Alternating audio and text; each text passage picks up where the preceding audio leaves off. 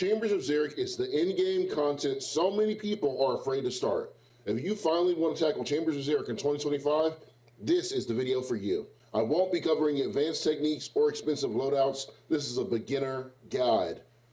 Whether you're an Iron Man or just starting out on the raids grind or a seasoned main account looking for a moneymaker, this comprehensive Chambers guide will help you start Chambers in 2025. If you need a team or anything like that, join Chymistry Clan chat. You can also join my Discord for people who are very serious and want to schedule raids with other new players. I stream at random times, so if you ever want to make sure that you can get a lesson or raid with other new players, join the Discord and schedule a raid. You can learn without being judged if you head over to twitch.tv/chymistry. How to get there. Chambers of Xeric is located on the western edge of Zaya. You need to have visited Zaya at least once to be able to use the fairy ring BLS. So I suggest you go to Port Serum and talk to Veos. After you get to Port Serum and talk to Veos, run to the west. There will be a minecart. Click on the minecart and go to Mount Quidamortem.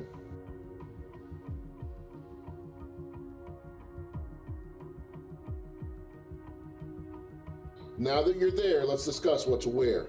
First off, you're going to need to have at least 30 million coins or a pretty progressed Iron Man to be able to buy the items I'm going to mention. If you don't have that much, the Old School RuneScape wiki has a money-making section where you can do Vorkath or Zora in order to get that much money. The reason you need that much money is because you need to buy gear, armor, and potion. Raiding requires all 3 styles of combat and all 3 styles of equipment: magic, melee, and range. For melee, you want a slash weapon. For magic, you want a powered staff. You want to make sure that you have a crossbow.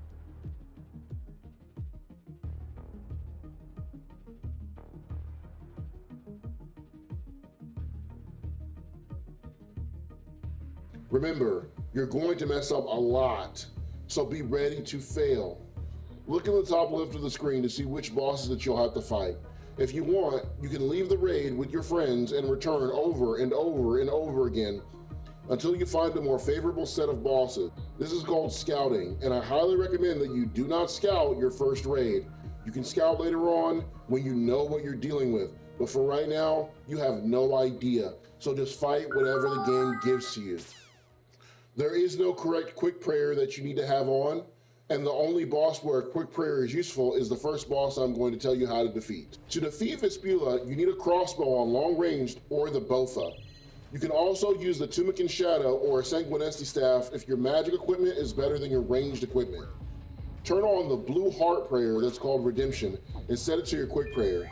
Attack the portal in the room and ignore the big bug in the middle of the room. Click back onto the safe spot. The safe spot is always 1 tile behind the green grub. If you attack correctly, you will notice that Redemption will trigger when your HP gets below 9. You should always have at least 9 HP or more. Sip 1 prayer or super restore potion, and then turn your quick prayers back on. Attack again, but make sure that you have 9 HP or more, because the most damage that the boss can deal to you is 8. If you take more than 8 damage, or Redemption doesn't trigger, it means that you had 0 prayer, or your positioning was off. The boss can hit up to 25 when you have bad positioning. Keep repeating this pattern until the portal reaches 0 HP. Make sure that your crossbow or your powered staff is on long ranged. Make sure that you're using a stamina potion so you can continue to run, and always make sure that the blue heart prayer Redemption is above your head. To defeat the Mystic's room, you need to use Protect from Magic and attack the winding path of skeletons that are in the room. Make sure you only attack 1 skeleton at a time and use the Salve Amulet EI. The blue Salve Amulet will allow you to deal more damage. I highly recommend you use the Bofa in this room, a crossbow with ruby bolts, or the Tumican Shadow. They have a very high ranged defense, but if you get in their melee range, they're going to deal a ton of damage to you because they can deal melee damage. There is a winding path that leads from one mystic to the next. This can make it so your character gets dragged from one area to the next, making it so multiple mystics are attacking your character. If this happens, then what you need to do is leave the room and then attack on long range so there's only 1 mystic attacking you at a time. When you kill a mystic, it drops seeds. Make sure you pick those up. Guardians are beaten by using your pickaxe on the smash option. That's the bottom left option in your attack options. Attack the Guardian and move back until you're out of range of its attack. Wait a moment and then attack again. Wait a moment and then attack again. Repeat this pattern while making sure that you only attack while your pickaxe is rested and ready. If you see your character put his pickaxe down, it's time to attack again. If you attack too early, you'll take damage because your character wasn't ready for their next attack opportunity. Lizardmen Shamans are just like the Lizardmen Shamans you fight during Slayer. Make sure to bring an anti-poison potion or a Sandfew serum. They have clones that deal damage to you if you stand near them too often. They have an acid flinging attack that deals massive damage if you stand too close to them. And they can jump in the sky and on top of your character if you stand too close to them. Because of all these attacks, you need to be moving often. You should never trap yourself in a corner. If you find yourself sitting in a corner, you're setting yourself up for taking massive damage because there's at least 2 shamans in every shaman room. Hug the walls and avoid the corners. They have a melee attack that hits very high as well. Protect from range and use long range on your crossbow in order to beat the boss. They drop seeds, you can pick these up as well. Tekton requires a Dragon Warhammer or a Bandos God Sword to be beaten consistently. If you don't have this item, I recommend resetting your raid until you do not have to fight this monster.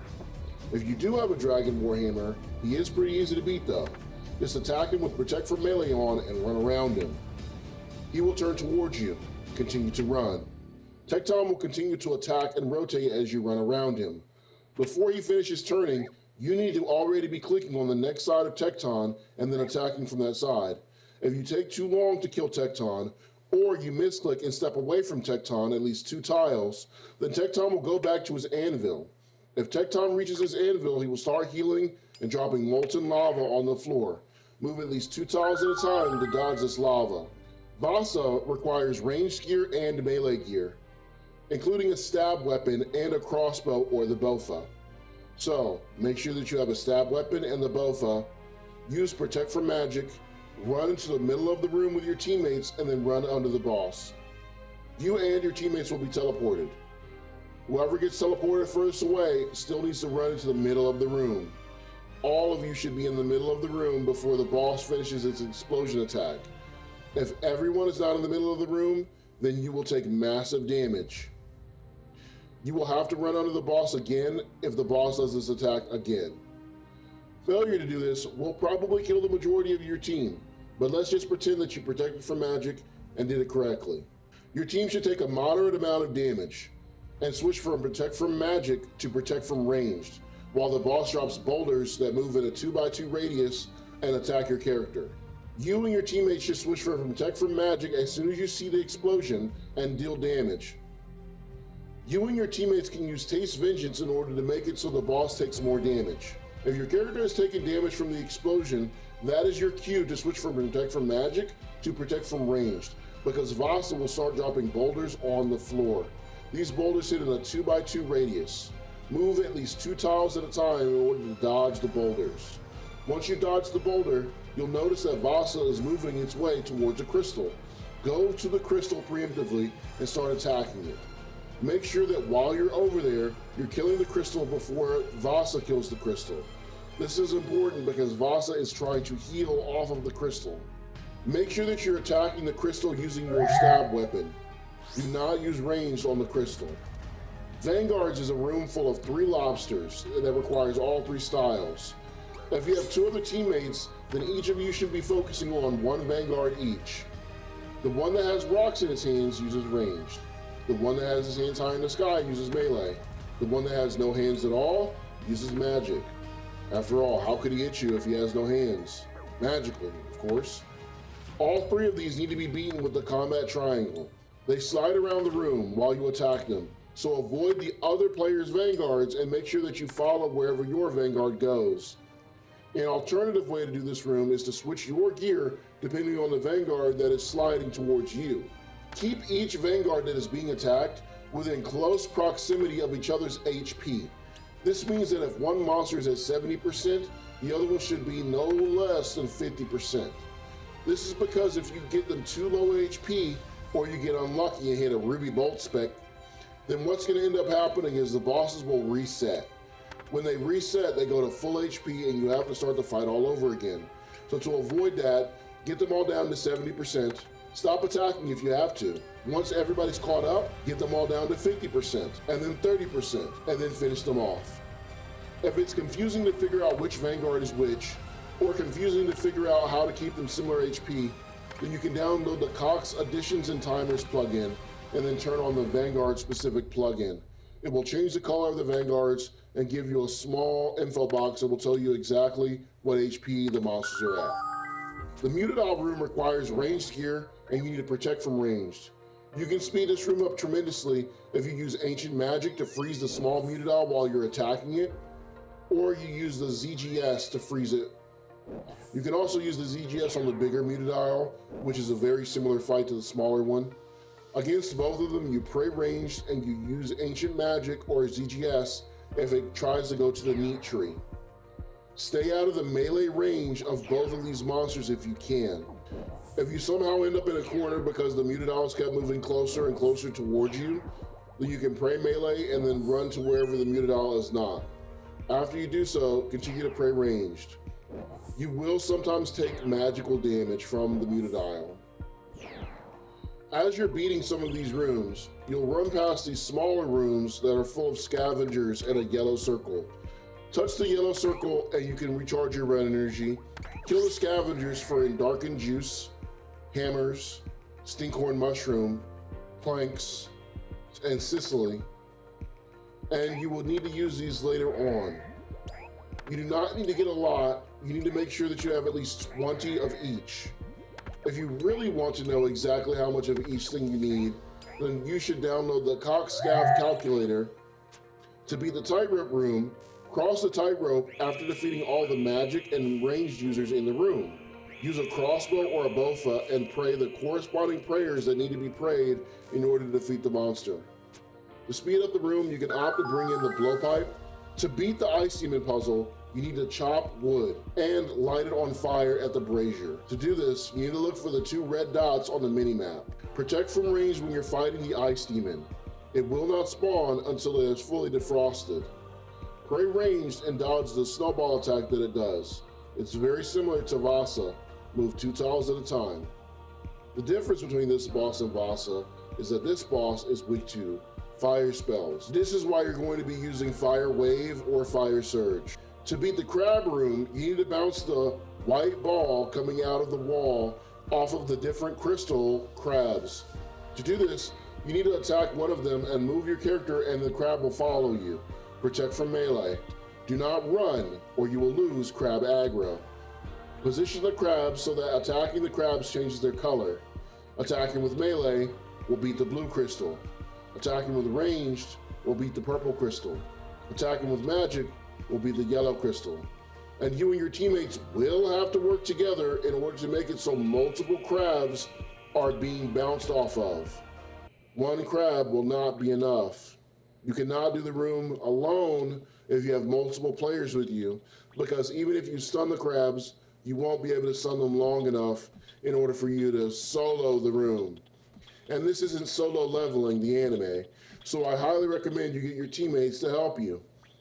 This is the room where most people get stun locked and do absolutely nothing. You will be able to come back to this part of the raid and try again. So do your best.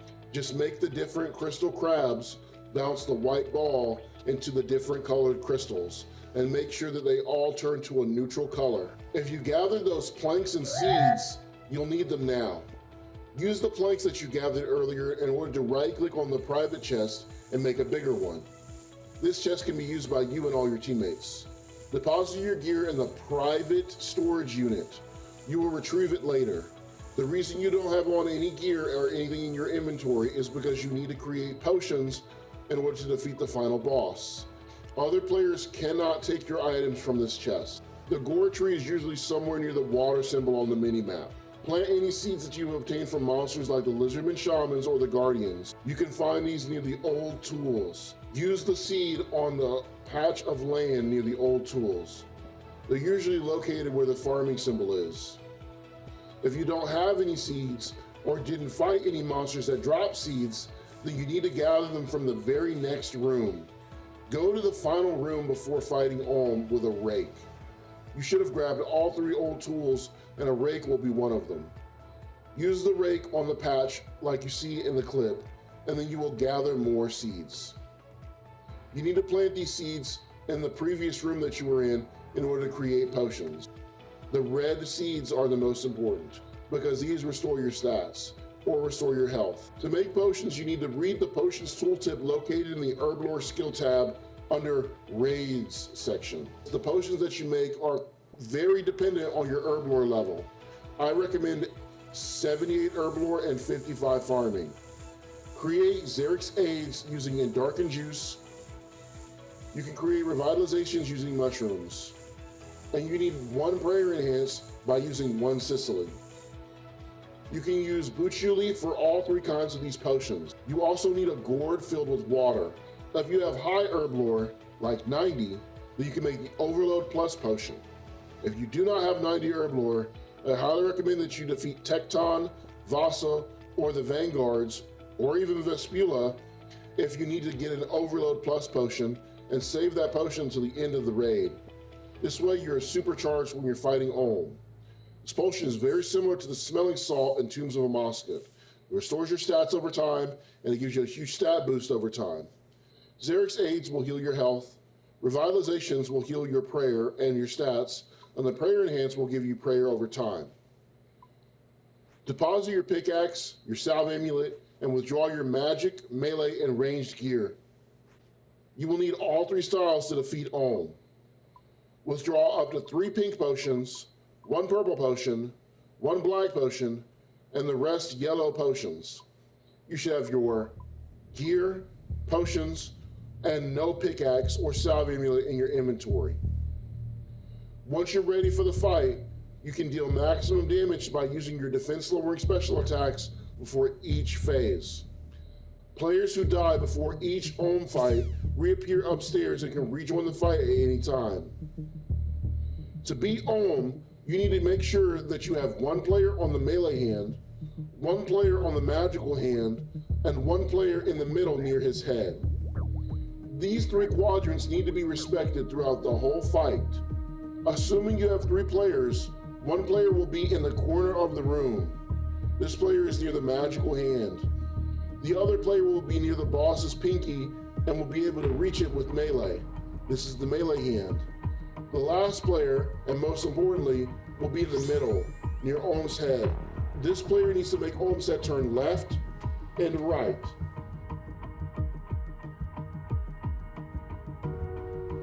This is called running the head. Olm will drop spikes on the floor. You can move 2 tiles to dodge them. Olm will drop lightning on the floor. You can move to dodge it. Olm will make a teleport attack happen, enveloping your character and changing the color of the aura around your character. If this happens, you run to a very specific tile called the thumb tile. If you want, you can download the Tile Packs plugin in RuneLite and then download standard Olm plugin, part of Tile Packs. If you do this, it will highlight the different tiles that I've mentioned previously. Olm has a lot of attacks, so it's more important to experience them for yourself and learn which attacks are killing you and how than for me to explain every single attack meticulously.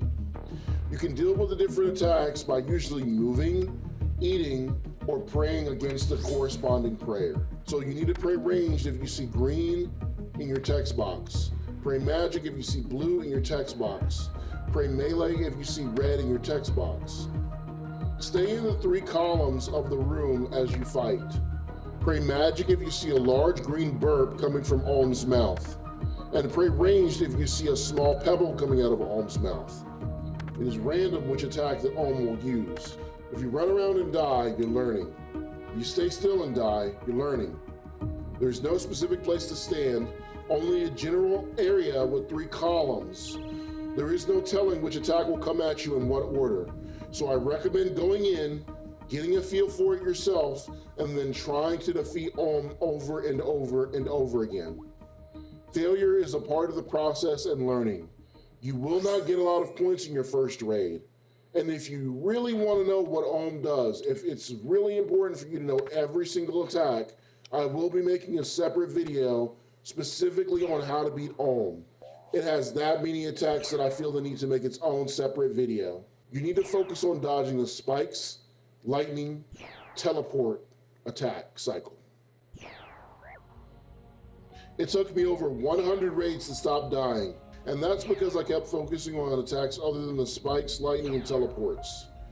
I would learn to deal with one attack like the acid, and then I would get hit by the spikes.